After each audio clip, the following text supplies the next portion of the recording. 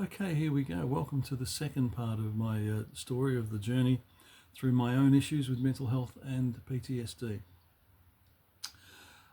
I mentioned in the previous conversation how we all handle things differently. I also said I'd let you know what I've done to help my own issues, what I've attempted to do to help others, and maybe some directions toward the outcomes. But let me open with this bit with a story about a guy I worked with who unwittingly broke a patient's heart and sent me into a nosedive.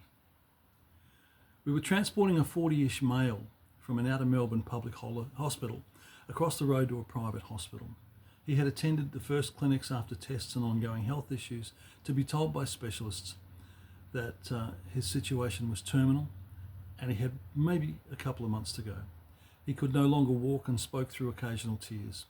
It wasn't the first time I've had circumstance like this, and it was always important to be careful and thoughtful with discussions.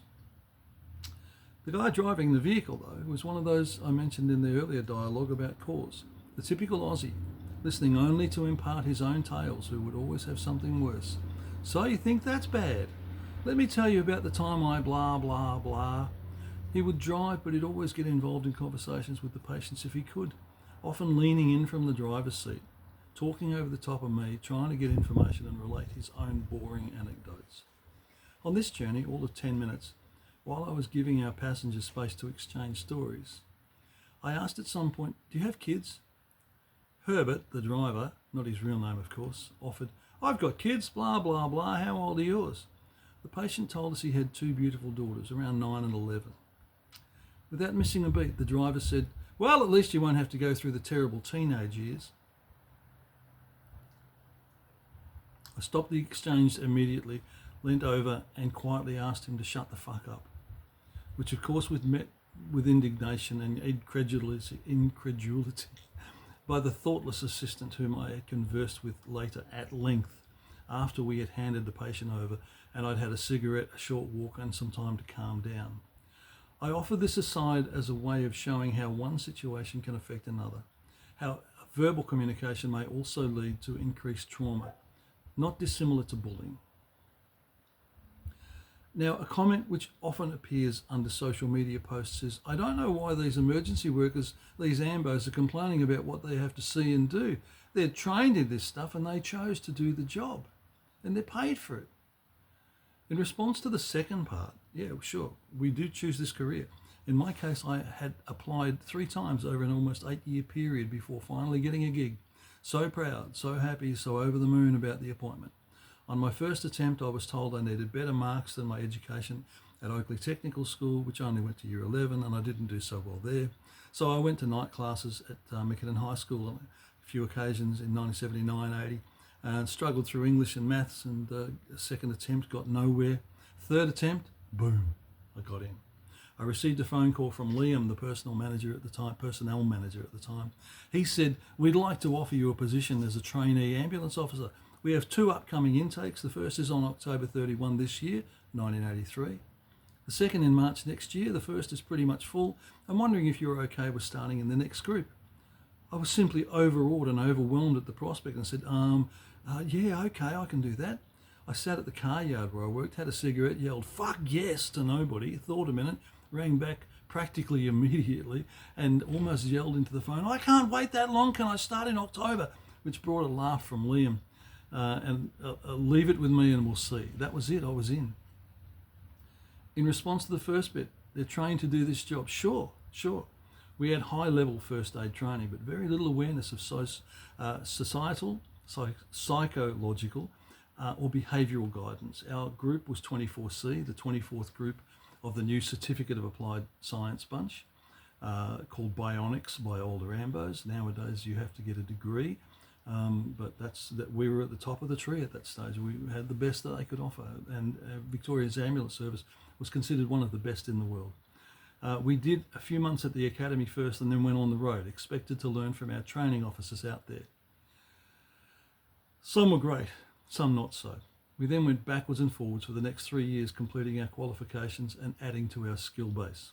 A few weeks at school, a few weeks on the road, intermittent visits to hospitals, mental health facilities and clinics. I did time at St Vincent's Hospital in Fitzroy, learning emergency room procedures, the Royal Women's Hospital in Carlton, learning about childbirth and assisting in deliveries, Moorabbin Hospital in surgery, learning about clinical practice and doing CPR, and so much more.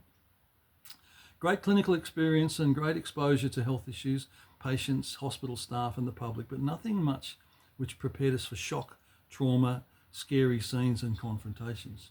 You can talk about it till the cows come home, but still not be prepared when a knife is pulled or a sudden punch is thrown, or the horror of those stories mentioned in that last episode.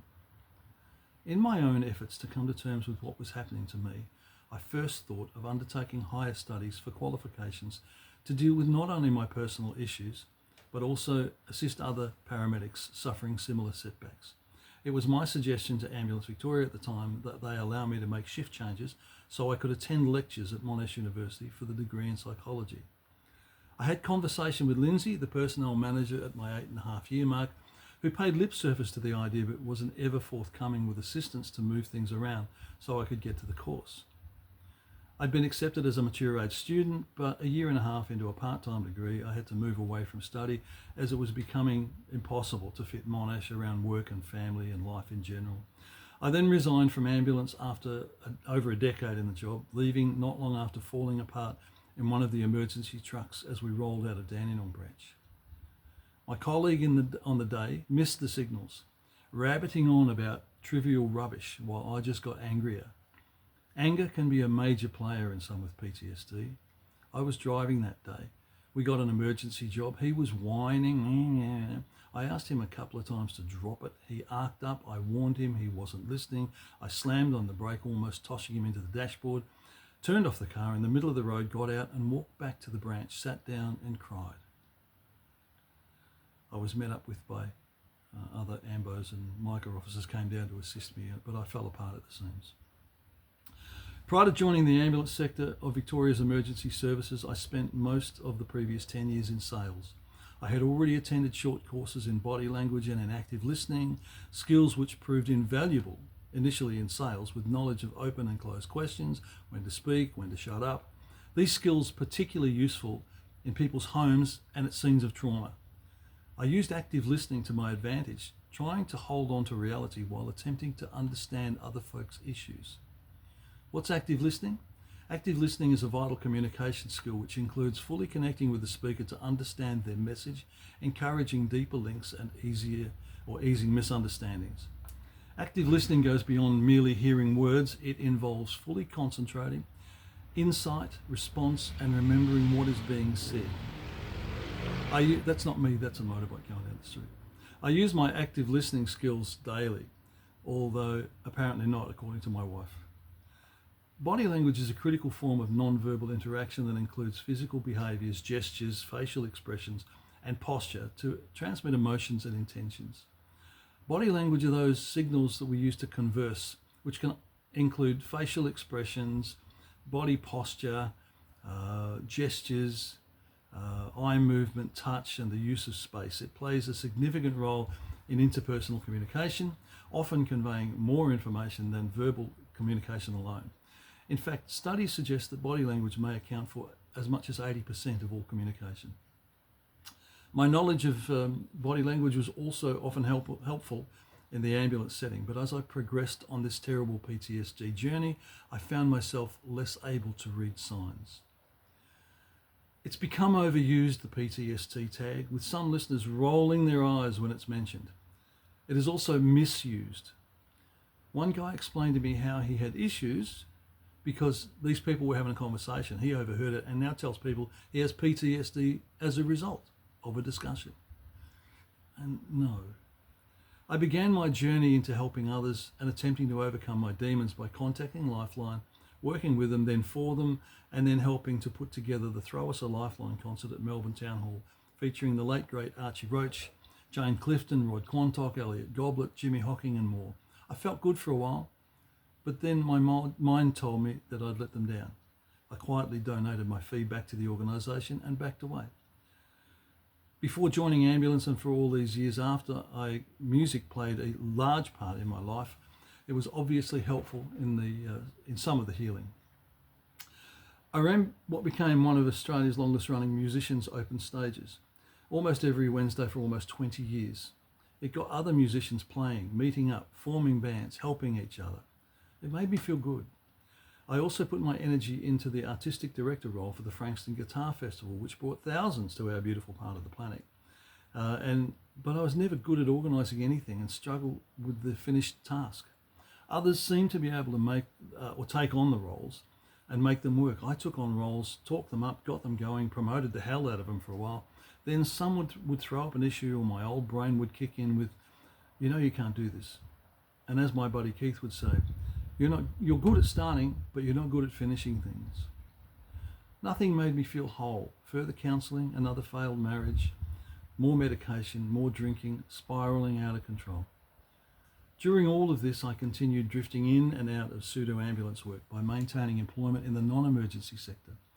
This went on for 27 years. Firstly with Southcare, then Victorian Patient Transport, then National Patient Transport, then Synergex, then G4S, then the Flying Doctors, always as a clinical instructor with a multitude of qualifications and a wealth of experience. But ambulance contracts for the non-emergency sector are handed out every 3 years. It appears at times on a whim. G4S was cancelled outright, causing myself and others to be retrenched. RFDS lost a contract in one area, was given a contract in another. 3 years later, they lost that second contract and were given the first one back. Just ridiculous. And I was retrenched again. More damage, no income for ages. I should have walked away years before I did and just focused on my music, my heart, my soul and my family. But I loved being on the streets of Melbourne in a big white truck, and I loved being with people. Shoulda, coulda, woulda. Should have walked away. Every patient further eroded my already damaged psyche, and with Ambulance Victoria throwing non-emerge folk under the bus, the workload got heavier and more intense. The level of acuity becoming much higher each year as AV continued to fail, and they still fail, and NEPT took up the load. I kept trying to assist workers on the non-emerge side come up to speed, giving them as much knowledge as I could, training dozens over the years, hundreds, but always hamstrung by protocol and by extremely, extremely bad management, more compounding of my issues. I had verbal fights and arguments and goodness knows what with management trying to get things done. I'd written letters to workers, colleagues, the union, management. I confronted management regarding the lack of training, improper procedures, bad rosters, poor support, always coming off second best and further isolating those whom I needed to really listen, understand and support. They didn't have to, so they didn't bother. In my damaged mind, I was left crawling out from under various buses after being constantly thrown under them. Result: can you fix this? I don't believe so, but improvement is possible. I've had friends who've been down horrendous pathways of recovery at the hands of well-meaning, or the hands of the well-meaning, sorry, I'm trying to read this at night time for you. Drugs, counselling, ECT, they've gone through all of these things, therapy. I've had my own sessions, medications and discussions. I'm still on medication.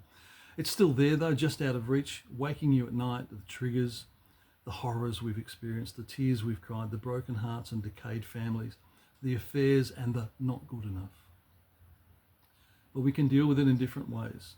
Sometimes a conversation with a mate, occasionally the warmth of a lover, at times the understanding of a work colleague. For a few years, I've run the Bruce Nights, which is blokes respecting, understanding and caring for each other. It's probably about 8 years now. Getting men together around a table to talk, like really talk. After a time, I introduced Grace Nights, girls respecting and caring for each other. With the help of Kelly, a friend who began her health industry journey in non-emerge, then who spent time at Lifeline, studied psychology, and now is a fully fledged psychologist running her own clinic. Very proud of her. It's a personal journey and the treatment is individual to all. And there can be good results. I've had some great times. I've also sat on railroad tracks with a bottle of scotch waiting. Still here, but still looking for wellness. Let me give you some stats here. While post-traumatic stress disorder isn't always cured in the sense of being permanently erased, effective treatments like trauma-focused therapies, CPT, EMDR, and medication often lead to significant symptom reduction for full recovery for many. Allowing for a normal, fulfilling life by teaching coping skills, reframing thoughts, and managing related issues like anxiety and depression through triggers, although triggers can still occur. Triggers occur in my daily life. Too little work with not enough money coming in, followed by too much work travelling all over the country, training students with the company I now work for. Treatment approaches like psychotherapy or talk therapy, the primary treatment helping you process trauma and develop skills. Cognitive processing therapy identifies the challenges and unhelpful thoughts about the trauma. Eye movement desensitization and reprocessing, EMDR, helps reprocess traumatic memories. Medications, antidepressants like SSRIs, can help manage symptoms, often used with therapy. Lifestyle and self-care, exercise, mindfulness, good nutrition, avoiding drugs and alcohol, and support work are crucial aids. Recovery outlooks, well, significant improvement for some. Many people find their symptoms significantly decrease, allowing them to live fully functional lives. Full recovery, about 30% apparently of people fully recover from PTSD with treatment, losing their diagnosis. I don't like hearing from some that, oh, I can fix this, I can fix this. It's everyone is so different. Everyone's reactions are different. Everyone's moments are different. What you've seen and what I've seen, I don't know what your stories are. I don't know what your problems are. Now you know what some of mine are. I would like to think that this might help you a bit on your journey. As far as ongoing management, some individuals manage symptoms effectively long-term, experiencing a good quality of life even if occasional triggers remain. As a key takeaway, recovery is possible. It's very possible, not always, but it's a personalised journey. The goal is to regain control and function, not necessarily to erase the past, and a combination of professional help, therapy, medication and self-care offers the best part to healing. My advice, talk about it. Never ever think that suicide is an option. It is not. It's not a good option. Just don't do that. Listen, get help, play good music, laugh as much and as often as possible. Don't hold it in. It'll only give you wind. Talk about it. Tell your family. Don't look for easy ways out of this. There aren't easy ways. If you're struggling with some of the things that I've struggled with, and I hope I've opened up a couple of doors for you, if you're struggling with these things, please take the time to spend some time with somebody that you really know and love and trust. And that sometimes means you've got to search a bit harder. And they're not always professional counsellors, but be careful about the people, the Facebook warriors, if we say, because they'll only lead you down the wrong pathway. And they'll give you all this incredibly stupid advice. Just put your heart and soul into getting yourself sorted out. You will see things in your journey. If you're working in the police, fire, ambulance, SES, non-emergency, you will see things. There's no doubt about it. And in some cases, they're going to affect you. You need to talk about it. If you deal with the death of someone, you need to talk about it. And particularly if that is the death of a child. So I encourage you to seek out more, help others when you can, chat to your friends, allow your friends to talk honestly and open with you, and please don't be the typical Australian who goes, oh, you reckon you've got struggles, mate, what about me? Don't do that. Don't do that. Don't go there. Just give them you and get from them what you need. Help them when you can, get them to help you. Thanks for taking the time for listening, and we'll chat again soon. Bye for now.